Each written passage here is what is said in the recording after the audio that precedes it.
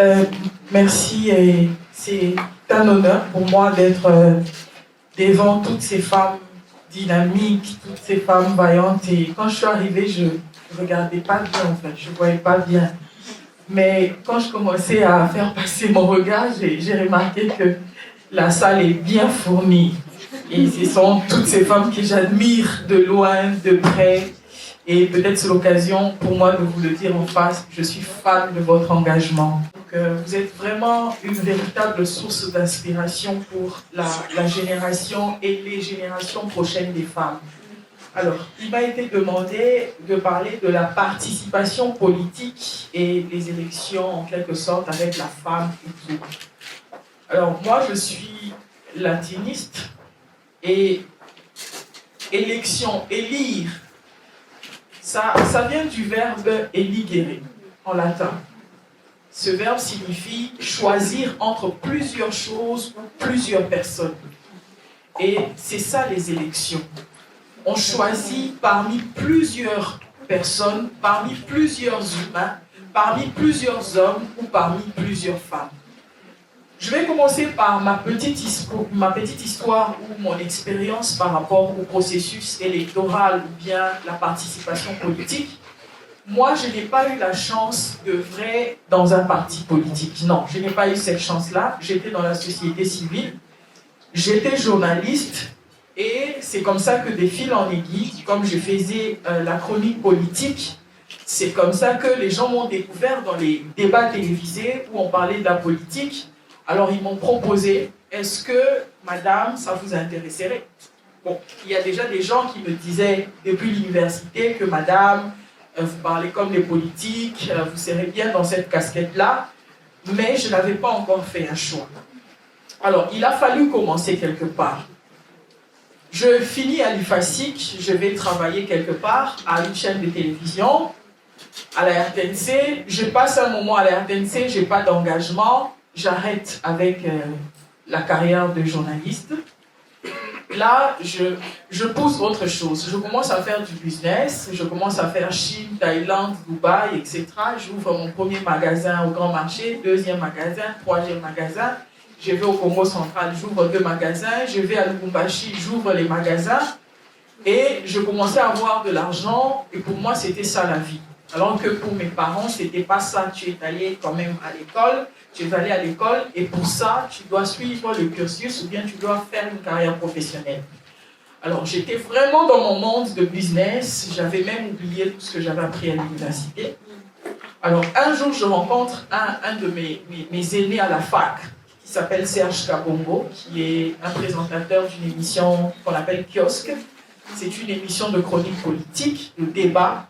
Alors, Serge va me rencontrer dans un deuil. Il me dit, Christelle, écoute, moi, j'anime une émission où les hommes, les journalistes hommes, qui viennent chaque matin à 9h30 parler de la politique, décortiquer l'actualité politique, mais à chaque fois, les téléspectateurs nous appellent pour nous dire pourquoi il n'y a pas des femmes qui viennent parler de la politique. Et moi, je réponds toujours que c'est elles-mêmes, elles ne veulent pas venir.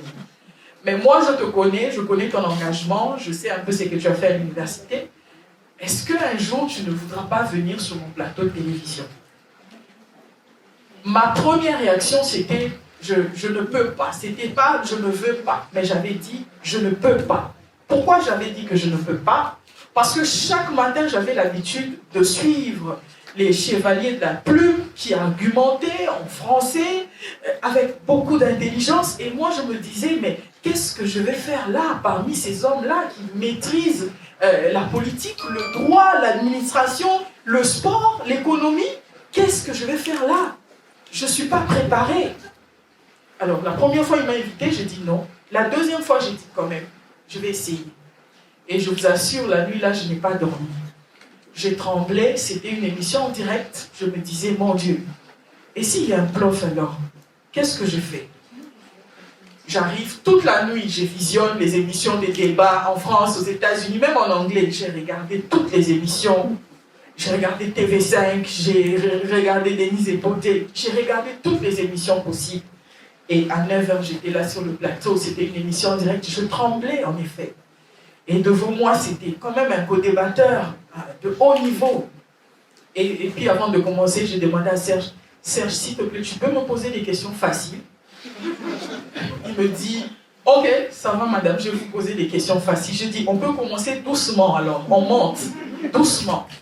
Et puis, c'était les caméras, c'était l'émission, et on a commencé. Et lorsque j'ai fini cette émission-là, c'était le déclic pour moi, parce que je n'avais jamais reçu des appels comme j'ai reçu ces jours-là.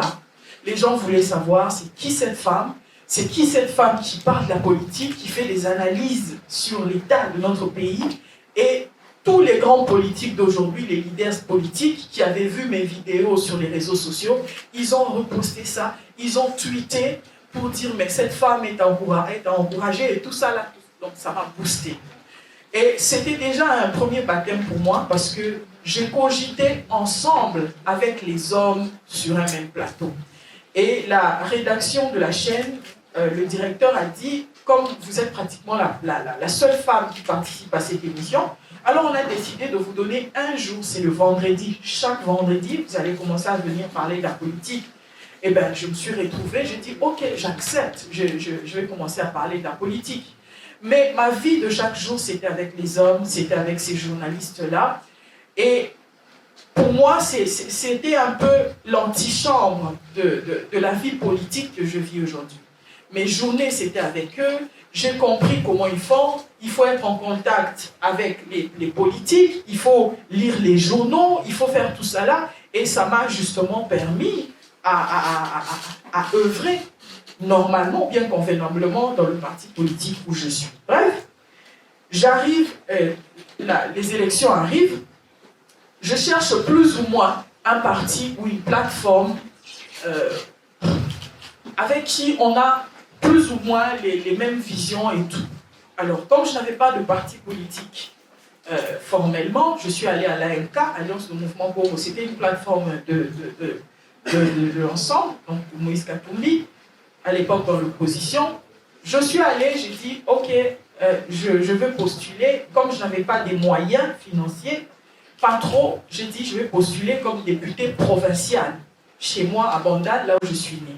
On dit, ok, c'est bon, j'apporte tous les dossiers.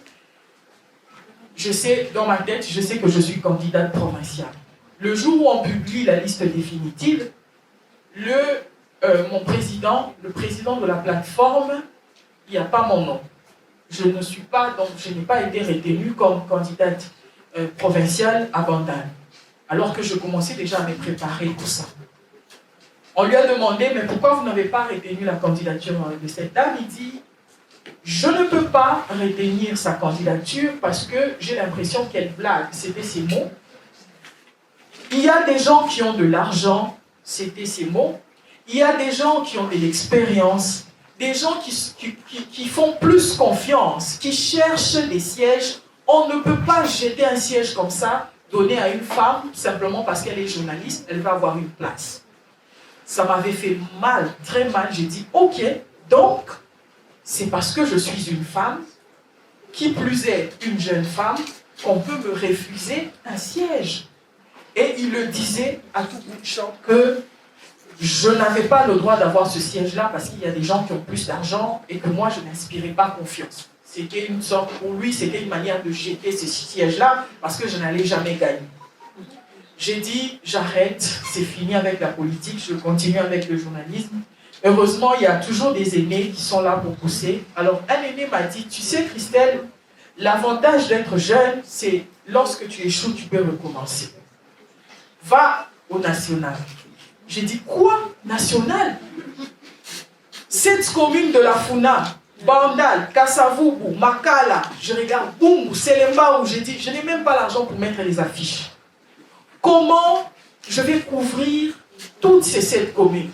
Il me dit, essaye d'abord. Tu ne peux pas dire que tu vas échouer tant que tu n'as pas encore essayé. Je vais encore à l'AMK. J'ai dit, cette fois-ci, ça va marcher. Je viens, je dépose ma candidature avec les suppléants, etc. On dit, ici, on n'a pas besoin des suppléants des familles parce qu'il y a des gens du parti qui n'ont pas pu avoir des sièges et tout. Alors, on va vous donner 2 suppléants. On m'a donné 2 suppléants. On a déposé nos candidatures, nos dossiers. Le jour de la publication de la liste définitive, si je peux appeler ça pré-liste, il n'y a pas mon nom. On a remplacé, on a mis quelqu'un d'autre. Et les gens ont vu, ils m'ont appelé, ils m'ont dit, tu es où? Viens vite, il y a la liste définitive ici, il n'y a pas ton nom. Je reviens encore au siège, je commençais à dire, mais qu'est-ce qui se passe? Alors là, le président de la plateforme, il s'est enfermé dans son bureau parce que je n'arrêtais pas de faire du bruit dehors. J'ai dit, donnez-moi mes dossiers, comme vous ne voulez pas de moi, donnez-moi mes dossiers, je vais chercher un autre parti ou une autre plateforme, je vais aller postuler. Il était catégorique. Il disait, il garde toujours ses anciennes paroles, elle ne va pas gagner. Elle ne va pas gagner aux élections. Il y a eu des interventions, de part et d'autre, il y a eu des interventions parce que j'étais vraiment fâchée et jusqu'à ce qu'on va me retenir sur la liste définitive. Pour moi, c'était un challenge. Parce que le collègue qui était mon président, c'est lui qui avait refusé de me retenir sur la liste. Je sais que c'était un député. Mais c'était un challenge pour moi. Je me disais, la meilleure façon pour moi de démontrer à monsieur qui est devant moi, c'est de gagner aux élections. Et c'était très difficile. J'ai battu campagne. Dans certains endroits, on te dit que ton prédécesseur, avant ici, il a laissé 1000 sacs de ciment. Il a laissé 10 000 pains. Mais toi, dans ta poche, tu n'as que $20. Là, tu parles devant les gens, tu dis, est-ce que quand je termine, je dois laisser ces $20 ou bien je dois partir avec? Parce que c'est honteux. Quand on te dit qu'avant toi, papa Intel, il est venu ici, il est venu avec 1000 sacs de ciment. Comment tu fais? Je savais que je n'ai pas les moyens financiers. Je savais que je n'ai pas l'expérience. Mais je savais une chose. Je suis une femme, c'est un atout. Je suis jeune. Et je vais remplacer l'argent par l'énergie. Et donc, les gens qui ont l'argent, qui pouvaient rassembler dans une salle 2000 personnes et battre campagne, ensuite distribuer 10 000 francs, moi je partais dans les maisons des gens. J'allais dans les églises, j'allais dans les boutiques, dans les pharmacies. Je parlais à 2 personnes, je parlais à 3 personnes, je parlais même à une seule personne que je rencontrais. Est-ce que tu peux voter pour moi? Est-ce que tu peux demander aux autres de voter pour moi? C'était la moindre des choses que j'ai faites. Alors, pour ne pas aller loin, publication des résultats, la liste bloquée, 12 candidats de l'AMK, 12 candidats qui ont été présentés pour la FUNA, notre district. On a fait un total de 32 000 voix pour tous les 12 candidats, 32 000 voix, dont moi à l'intérieur. Mais dans les 12 candidats, sur 32 000 voix, à moi-même, j'ai rapporté 28 500 voix.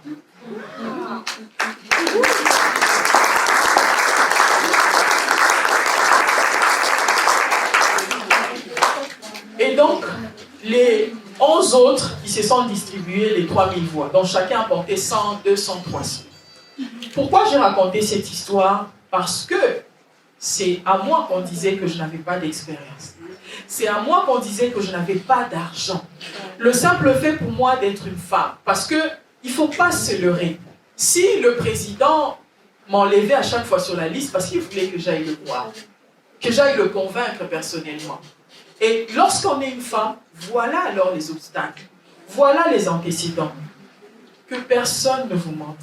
La vie politique pour les femmes, c'est dur, c'est pénible, c'est très difficile. Peut-être, tu peux être apprécié au cas où tu es une femme qui ne parle pas, qui n'a pas d'ambition. Quand tu es une femme bénie, oui, tu as une place.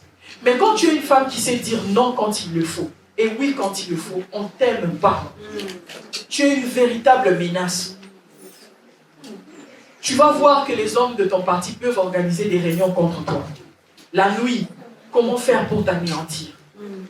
Pourquoi? Parce que tu es une femme.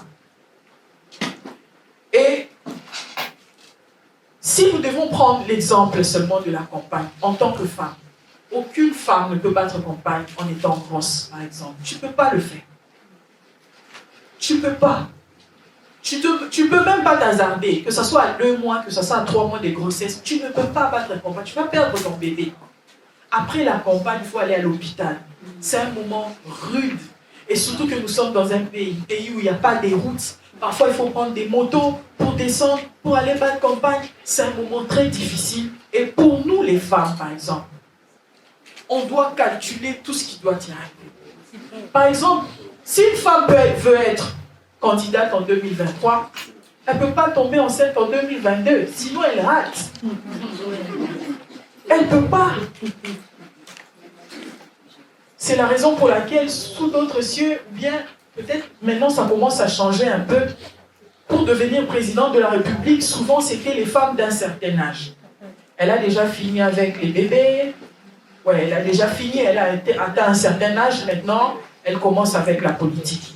Mais au moment où nous voulons inverser la tendance, commencer la politique jeune et jeune femme, on doit faire des concessions. Et on doit faire des sacrifices. Et énormément de sacrifices. Surtout par rapport à son foyer. Si tu n'as pas un mari qui croit en toi et qui ne t'accompagne pas, ne t'hasarde même pas, tu n'auras pas de carrière politique. Tu vas faire le choix entre lui et ta carrière. Il n'y a pas de solution médiane. Il n'y en a pas. Ces jours-ci, c'était très mouvementé. Il y avait des réunions jusqu'à 4 heures du matin. Vous sortez à 10 heures, vous allez à l'Assemblée nationale. Après ça, il y a la réunion du parti. Après, la caucus des députés provinciaux. Après, vous quittez, vous allez à la taxe forte. Il est arrivé, on quitte les grands hôtels de Kinshasa ici à 3 heures et à 4 heures du matin. Et là, qu'est-ce qu'on faisait avant? Les choses sérieuses ne se parlaient qu'à 1 heure, à 2 heures. Ils commencent la réunion d'abord tardivement et puis ils vous disent: mesdames, vos maris vous cherchent. Vos enfants vous cherchent, vous n'allez pas rentrer. Pourquoi? Parce que quand vous allez partir, ils vont commencer maintenant à parler des choses sérieuses. Alors maintenant, la réponse qu'on leur donnait, c'était: nos maris sont au courant. On fait une carrière politique et maintenant, là, on veut participer à tous les débats, que ce soit à 5 heures ou à 3 heures du matin.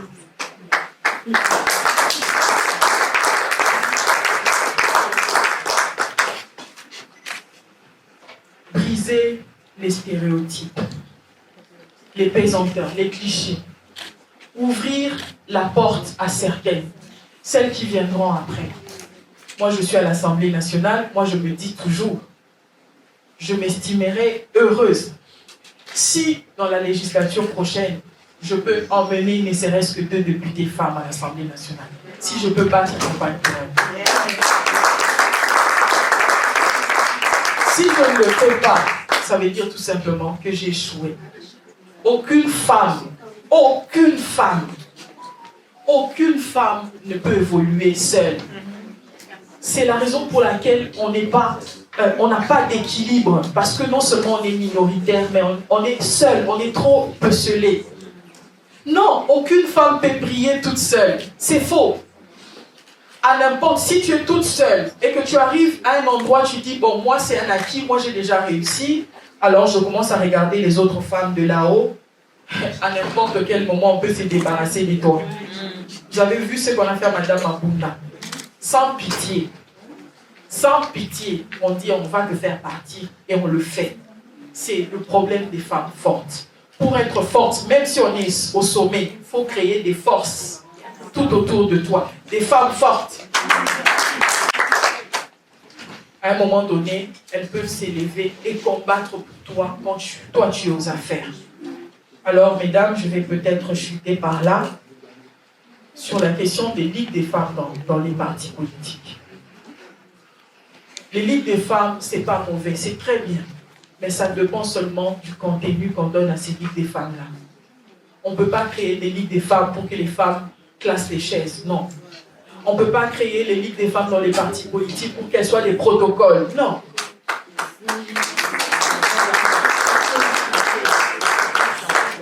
Ou pour chanter, ou pour dire hey, mois de mars, Ligue des femmes, on peut ça, état des lieux à l'Ipouta. Non. On n'est pas venu pour ça dans les partis politiques. Sinon, on chercherait des mosiquiers des églises. Si on est venu dans les partis politiques, c'est pour avoir le pouvoir. C'est pour gérer. Et si moi je peux classer, si une femme doit classer, ça veut dire qu'un homme aussi doit classer. Mais les hommes ne classent pas pourquoi. Nous, malheureusement, dans notre plateforme, ensemble, pour le gouvernement, ensemble n'a présenté qu'une seule femme pour 7 postes. Une seule femme. alors qu'il y a des femmes compétentes, une seule femme. Mais j'ai vu dans le groupe des femmes, elles ont dit, non, on doit cotiser de l'argent pour recevoir ces ministres-là. J'ai écrit, je ne viendrai pas. Très bien. Félicitations. J'ai dit, la moindre des choses, c'est écrire. On écrit, on félicite, un point, un trait. Il faut savoir revendiquer. S'ils l'ont fait, ils n'ont présenté qu'une seule femme. Pour 7 ministères, c'est méchant. C'est vraiment méchant, c'est égoïste. Et si vous organisez cette fête-là, vous corroborez l'idée qu'ils ont de vous. Très bien. Donc, pas des fêtes. Si vous organisez la fête, moi, je ne viens pas. D'ailleurs, je ne cotise même pas. Je ne viens pas. Il faut qu'on revendique. Il faut qu'on trouve, nous sommes dans la partitocratie. Le pouvoir, c'est dans les partis politiques. Et d'abord, on doit commencer par s'affirmer dans les partis politiques. On doit commencer par être des leaders dans les partis politiques. Et c'est en ce moment-là que, même demain, on ne sait jamais, on peut avoir nos partis politiques et pourquoi pas nos plateformes électorales. Alors, mesdames, je vous remercie énormément. Merci.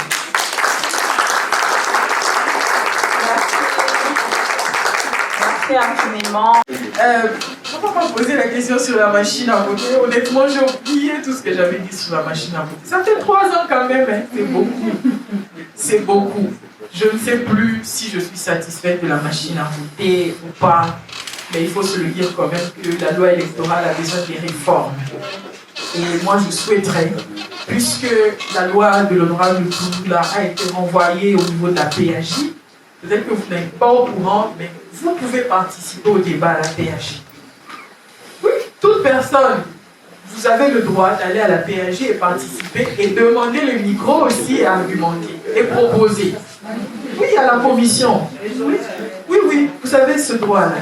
On demande les horaires. Les horaires, oui, je vais vous les transmettre dans le programme. Vous avez le droit, parce que la nouvelle loi électorale doit vraiment être à l'image de ce que l'on veut, comment vont se dérouler les élections par rapport aux dynamiques, etc.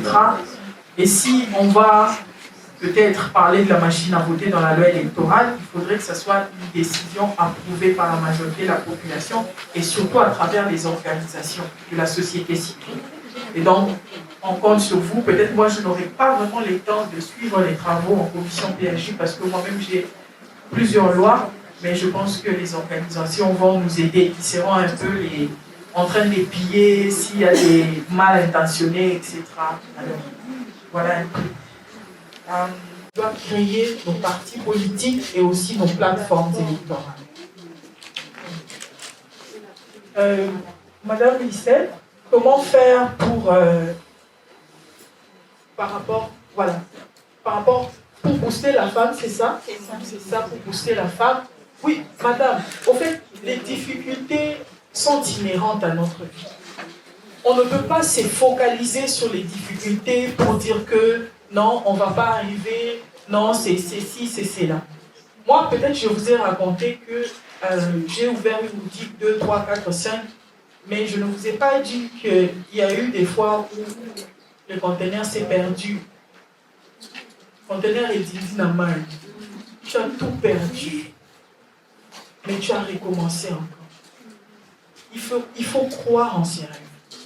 Il faut croire qu'on peut quelque chose. Pour le Parlement rose, chaque jour, je disais, bon, j'arrête, je vais faire l'année prochaine. Parce que j'avais tellement de difficultés, j'avais pas d'argent. Les sponsors, comme c'est pratiquement une nouvelle activité, ils voulaient d'abord voir ce que tu pouvais faire. Ce n'est qu'à 3-4 jours que j'ai dit, ok, j'y vais. Mais c'était difficile.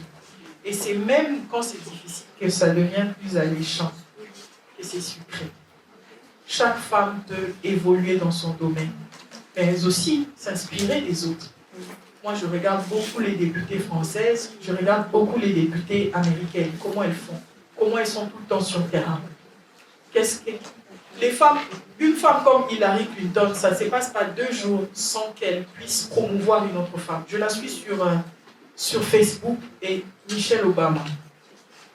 C'est-à-dire sur sa page, elle parle des autres femmes. Elle vous dit par exemple que je vous présente cette femme, regardez ce qu'elle fait, regardez ce qu'elle fait.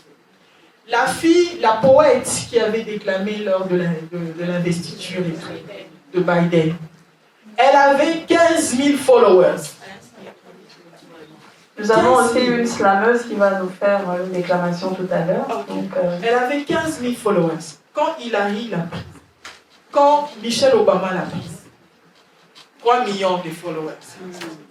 On a parfois besoin de bénéficier de l'aura des autres femmes. Il y a une femme qui a déjà un carnet d'adresses. Si vous vous approchez avec elle, d'elle, directement, vous pouvez bénéficier de ce qu'elle a déjà fait de son aura. Et parfois aussi, ça nous manque. C'est cette façon-là de procéder. Il faut qu'on travaille toujours en cohésion, ensemble. Et c'est ça même la force. Des fois, les femmes repoussent les femmes. Oui, c'est ce que j'ai parlé des stéréotypes. Parce qu'elle te repousse peut-être parce qu'on lui a dit que si une femme vient vers toi, elle va te tuer, elle va te faire du mal et tout. Mais on dit, il y a eu plusieurs stéréotypes comme ça et nous, on doit se battre pour ça. On doit travailler ensemble.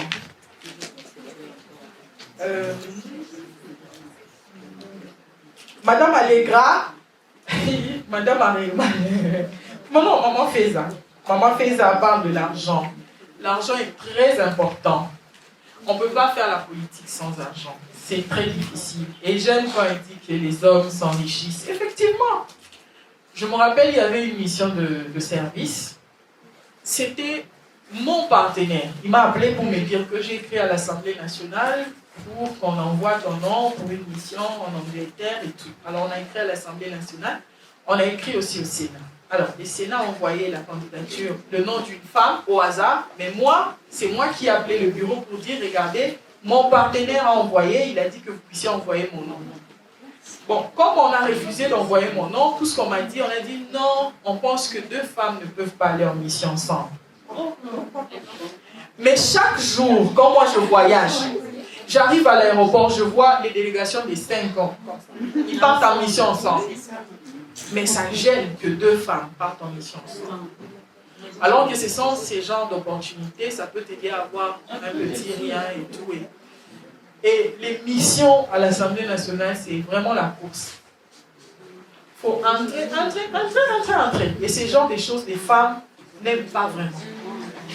Elles n'aiment pas la nuit, appeler les gens. Tiens, on a la liste, ça la boue. Les femmes n'aiment pas ça. Quand on veut se la jouer réglo, c'est pour ça qu'on n'a pas beaucoup d'argent. Et on se contente de ce qu'on a. C'est ce qui fait que parfois on est moins efficace. On n'a pas d'argent dans ma maison. Les femmes n'ont pas d'argent. On n'en a pas. C'est un peu ça. Donc, de l'autre côté, là, j'épouse votre idée. Il faut vraiment qu'on trouve des moyens pour avoir l'argent autrement. Sinon, la politique, ça sera aujourd'hui, demain, la même chose. Et c'est dynamique. Regardez les femmes de l'Afrique de l'Ouest. Elles ont des mutuelles. Ces femmes-là, aujourd'hui, elles sont très solidaires. Elles ont des mutuelles. Elles peuvent même soutenir les candidatures des femmes. Voilà. Madame Allegra est revenue sur mon passage à la télévision. Au fait, c'était la Cour constitutionnelle. Déjà, du haut de les 28 500 voix que M. Nanga m'avait donné, ce qu'il faut, j'avais 58 requêtes. Même quelqu'un qui avait 100 voix m'accusait à la Cour constitutionnelle, il voulait prendre ma place. Quelqu'un qui avait obtenu 500 voix, il voulait prendre ma place. Et à chaque fois qu'il y avait procès là-bas, je ne sais pas comment vous appelez ça, on disait toujours recevable et fondé. Et puis moi j'étais là, je dis, ah, juge, nous avons 100 voix. Moi j'ai 28 500 voix. Recevable et fondé. Et les gens avaient pitié de moi. Pitié, les gens me disaient, voilà, tel accuse voilà. Donc, en fait, ils savaient dans leur tête que je n'aurais pas les moyens financiers pour me battre à la Cour constitutionnelle. Et j'étais vraiment la candidate, le profil idéal pour menacer les sièges. Alors, il y avait des gens qui travaillaient là-bas qui m'ont dit, voilà, va menacer trop au siège naïf. Donc, tu dois commencer maintenant à alerter l'opinion. J'ai essayé de me battre à la Cour constitutionnelle, j'étais down. Avec les avocats, j'étais down. Il fallait passer à la vitesse supérieure. Et ces jours-là, c'est le soir qu'on devait m'invalider.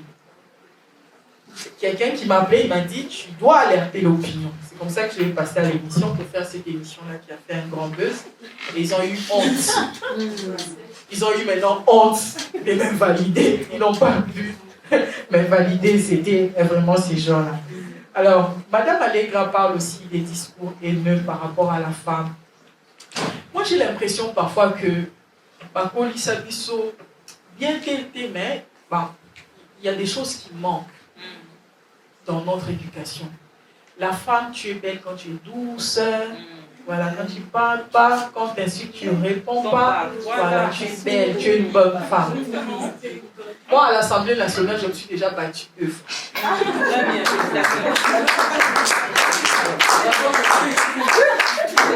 Et mon collègue là, s'il me voit aujourd'hui, il ne peut même pas approcher 10 mètres, il est toujours loin. Parce que j'ai démontré. Parfois, il faut soulever la table quand il faut. Quand on n'est pas d'accord, il faut démontrer. Et les autres vont voir. Parfois, nous... Et puis, tu as des hommes qui te disent, non, tu ne peux pas faire ça à un homme. Non, non, non. Quand il faut se lever, tu te lèves. Quand il faut soulever la table, tu soulèves la table. Parce que moi, j'ai vu les hommes se battre à cause des responsabilités comme ça pendant la réunion du parti.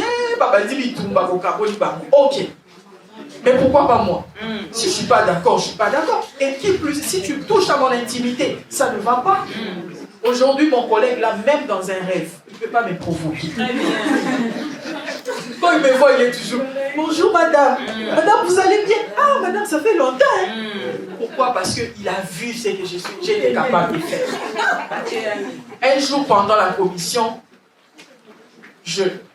les gens parlaient, en fait, c'était devenu redondant. On disait la même chose. Alors tout le monde voulait parler, j'ai dit à un collègue, ok, on va revenir. On passe d'abord à un autre article. Alors de là où il était, il a dit, oh, toi aussi, rentre à la maison. Moi, je ne l'avais pas entendu. Il y avait des collègues qui étaient tout autour, qui ont entendu ça. Ils ont dit, tu n'as pas le droit de lui dire ça. Et puis j'ai demandé, qu'est-ce qu'il a dit? Personne ne voulait parler. Et puis, une collègue de Lubumbashi a dit, honorable président, il a dit rentre à la maison. Ah là, j'étais hors de moi. Je lui ai dit, quelle que soit la manière dont tu es fâché, parce que je t'ai privé la parole, si c'était un homme, tu ne pouvais pas dire à un homme rentre à la maison. Si tu dis rentre à la maison, tu sous-entends que ma place n'est pas ici mais à la cuisine. Alors que moi, chaque jour, je me bats pour dire aux enfants, vous êtes des filles, votre place n'est pas seulement à la cuisine. Donc aujourd'hui, moi, je vais te démontrer que moi, je ne peux pas rentrer à la maison, je suis ici. Je suis arrivé ici en tant que député de la même manière que toi. Tu as battu campagne et je suis arrivé ici. Et même lui, là, les collègues, là, jamais, il va encore oser. Un autre collègue, pendant la plénière, il faut demander la parole par le groupe parlementaire. Alors, j'ai demandé à mon président de m'aligner parce que je voulais intervenir. J'ai dit, président, s'il vous plaît, alignez-moi, je vais intervenir. Et lui, il a entendu, il dit, ah, toi, Maramno Sokakayo, biso toi qui au Tikawa. Et puis il dit ça, non? Toi qui au Tikawa, Maramno Sokakayo. Je me suis retourné, j'ai dit, collègue, vous avez un problème. Oh, l'ongwa.